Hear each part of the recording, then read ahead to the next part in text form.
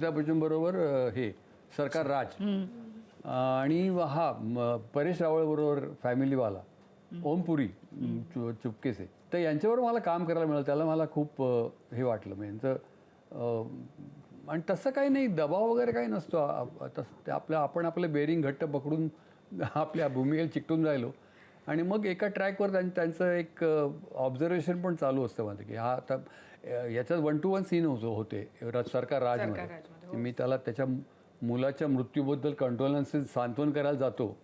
मी त्याचा पॉलिटिकल गुरु, त्याचा राजकारणातला गुरु असतो मी, रावसाहेब अमिताभ बच्चनचा. तर बच्चन इतक्या जवळून 4 फुटावर बसून आमचा एक अख्खा सीन रामगोपाळ वर्मानी प्लॅन केला होता.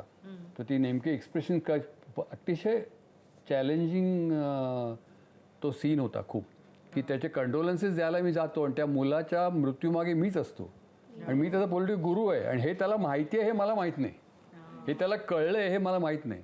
त्याच्यामुळे तो ते सगळं ऐकून घेतो. एक कमाल, मी फ्रोझन लुक, असा थिजलेली नजर होती माझ्याकडे बघताना. आणि मी आपलं बोलतोय की किती छान मुलगा, भयंकर दांभिकपणे, की केवढा मोठा मुलगा, असा कोण मिळणार वगैरे. मारणार मारून घेणार मीच असतो. आणि असं तो काही करत नाही. आणि मग त्यांनी रिॲक्शन दिली अमिताभ बच्चननी, फक्त असं वरती बघितलं आणि असं केलं. मी त्याच्या हाताच्या दिशेने मागे बघितलं तर माझ्या नातवाची डेड बॉडी पडलेली असते मागे. राजेश शृंगारपुरेने काम केलं वाटतं. कम्प्लीट असा चष्मा, असं थिजलेलं रक्ताचं ओघळ आणि असं तो पडलेलं आहे. तर ते बघून जे मला हे करायचं होतं त्याच्यामध्ये त्या एक्सप्रेशनला खूप वर्क करायला लागलं. म्हणजे राहायने सांगितलं मला, बरं ते एकदा उत्कटतेने किंवा काय म्हणतात त्याला इंटेन्सिटीने एकदा होऊन ते तुम्ही सगळं तुमचं एक हे केलं, इमॅजिन केलं की असं असं आहे, असं असं माझ्यावर प्रसंग कोसळला आहे.